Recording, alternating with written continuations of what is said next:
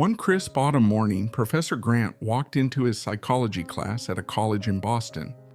The room was abuzz with chatter, students catching up on assignments and weekend plans. As Professor Grant approached the front of the lecture hall, he greeted his students warmly, his signature coffee cup in hand. "Good morning, everyone," he began, his voice calm but firm, instantly commanding attention. "Today we're doing something different, an exercise I think you'll find interesting." The students exchanged curious glances. Surprise exercises in Professor Grant's class were rare, and they often came with an unexpected twist. He held up a stack of papers and began walking down the rows, placing one sheet face down on each desk. "Please don't flip them over until I tell you," he instructed. The class fell silent, a mix of intrigue and apprehension settling over the room as the last sheet was handed out. Once he returned to the front of the room, Professor Grant said, "Now turn your papers over." The sound of rustling paper filled the room as the students flipped their sheets. As they looked at what lay before them, confusion spread across their faces. Each sheet was blank, save for a single black dot in the center. No instructions, no questions, just a black dot. "What is this?" a student in the back muttered under his breath. Professor Grant smiled knowingly. "Your task," he said, "is simple. Write about what you see on the paper." The students hesitated, then picked up their pens. Some scribbled furiously, interpreting the dot symbolism. Others stared at the page, unsure of what to write. Slowly, the room filled with the sound of pens scratching against paper.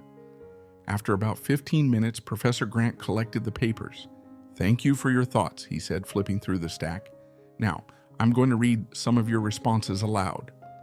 The students straightened in their seats, eager to hear how their peers had tackled the peculiar exercise.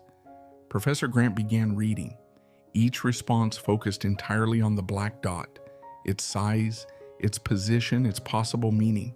Some students had interpreted it as a symbol of obstacles in life, others as a representation of individuality.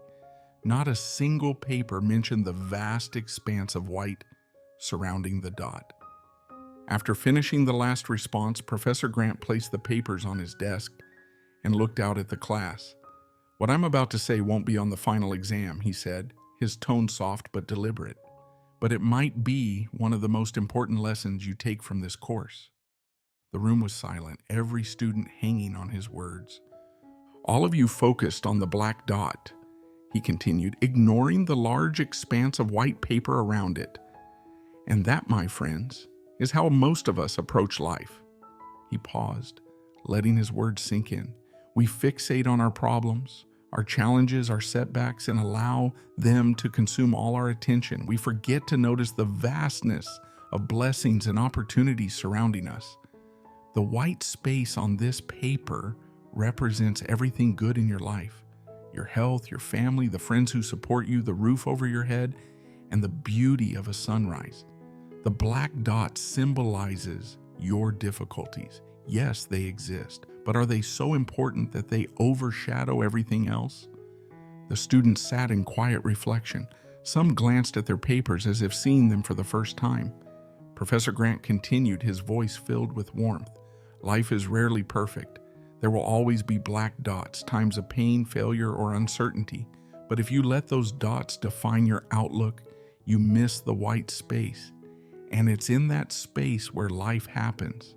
The small joys, a quiet moment with a loved one, the smell of rain, the laughter of friends, those are the moments worth cherishing." A student raised her hand. "But how do we stop focusing on the black dots? It's hard to ignore them when they're right in front of us."